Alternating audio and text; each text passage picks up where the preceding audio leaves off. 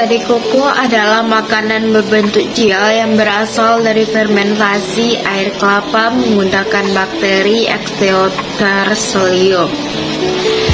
Proses ini menghasilkan lapisan gel kenyal yang kaya serat, rendah kalori, dan sering digunakan sebagai bahan campuran makanan atau minuman seperti es campur, es buah, atau yogurt. Nata de coco berasal dari Filipina dan ditemukan pada tahun 1949 oleh pemerintah Filipina sebagai cara untuk meningkatkan nilai ekonomi air kelapa yang saat itu sering terbuang sia-sia. Kata nata sendiri berasal dari bahasa Spanyol yang berarti krim. Hal ini menunjukkan pengaruh kolonial Spanyol terhadap budaya dan bahasa Filipina menjadi salah satu produk ekspor unggulan. Adapun alat dan bahan yang kami gunakan yaitu alatnya timbangan digital, penyaring, wadah plastik, kompor, panci, koran, dan karet.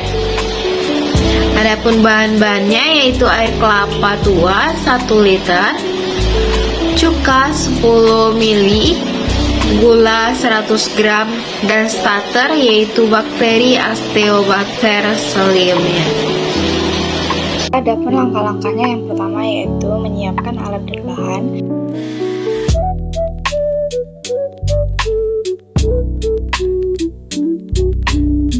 Yang kedua, saring air kelapa agar bersih dari kotoran.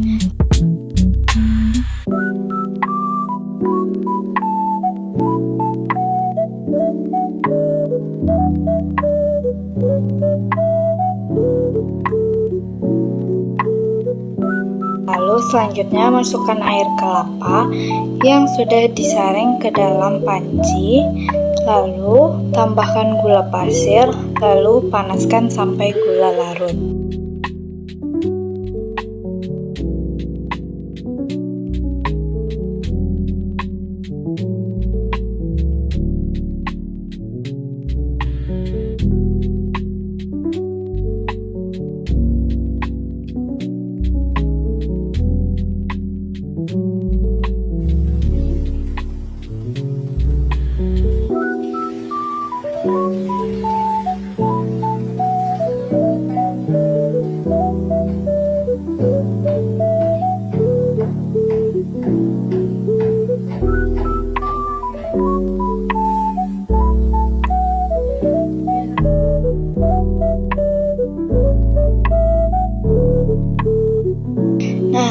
Selanjutnya, setelah air kelapa mendidih, pindahkan air kelapa ke dalam wadah yang bersih.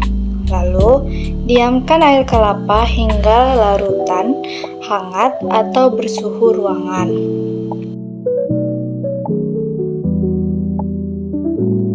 Setelah air kelapa dingin, tambahkan asam cuka sebanyak 10 ml dan sebarkan dengan rata.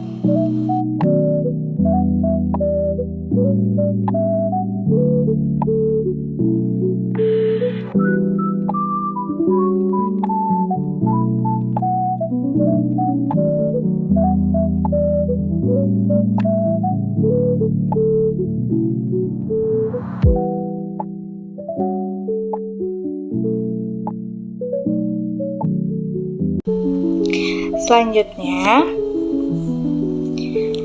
kemudian tambahkan larutan starter sebanyak 100 ml dan sebarkan dengan rata.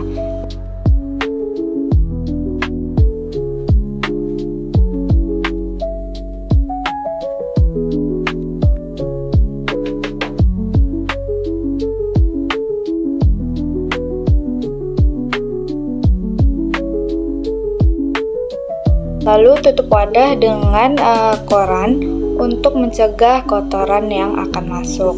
Dan langkah yang terakhir ialah simpan di tempat hangat dan diamkan selama 7-14 hari hingga terbentuk lapisan nata de coco.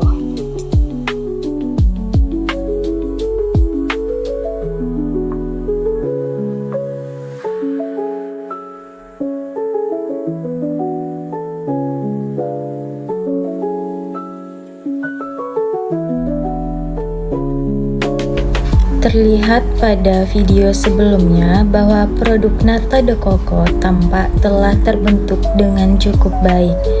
Nah, nata de coco terlihat sebagai lapisan padat berwarna putih keruh di bagian atas larutan yang menunjukkan bahwa proses fermentasi telah berhasil membentuk selulosa bakteri dalam jumlah yang cukup. Nah, lapisan nata terlihat cukup tebal dan merata.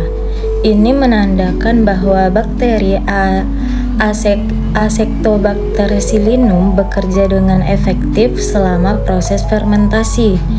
Di bagian bawah tampak masih ada cairan sisa medium fermentasi berwarna kekuningan yang merupakan hasil dari pemisahan antara nata padat dan cairan nutrisi. Nata de coco ini perlu melalui proses pemanenan, pencucian, pemotongan, dan peredaman untuk menghilangkan bau asam sebelum dikonsumsi.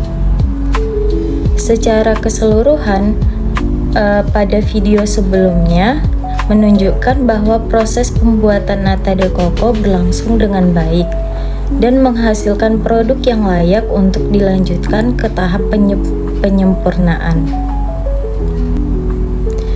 Nata de coco merupakan contoh penerapan bioteknologi konvensional di bidang pangan, di mana mikroorganisme seperti Acetobacter-Silinum dimanfaatkan untuk mengubah substrat alami, yang dimana substrat alaminya adalah air kelapa, dijadikan produk yang bermanfaat yaitu nata de coco.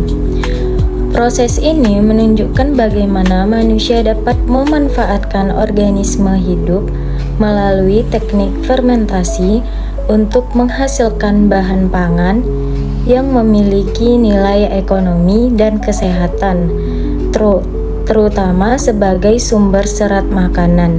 Dengan demikian, pembuatan nata de coco tidak hanya mencerminkan proses fermentasi, tetapi juga menggambarkan prinsip dasar bioteknologi, di mana penggunaan organisme hidup untuk menghasilkan produk yang berguna bagi kehidupan manusia.